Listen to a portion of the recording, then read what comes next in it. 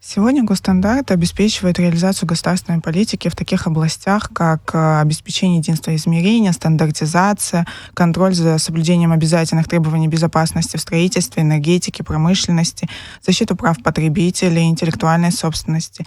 И при этом актуальность каждого данного направления возрастает с каждым днем, так как планка уровня жизни общества растет изо дня в день.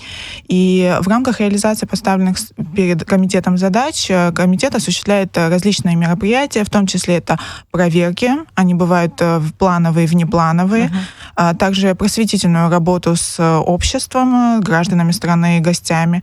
И также активно применяется в рамках работы взаимодействия со СМИ, то есть ведется программа, специально посвященная вопросам защиты прав потребителей на абхазском телевидении. Все эти мероприятия направлены в первую очередь на защиту прав потребителей. При этом наряду с защитой прав потребителей мы реализуем такие задачи, как повышение безопасности, качества товаров и услуг, предоставляемых и оказываемых на территории Абхазии, рациональное использование, соответственно, топливной энергии, топливно-энергетических ресурсов Абхазии и защиту интересов государства и потребителей. Ну и как следствие, это устранение каких-либо барьеров в торговле.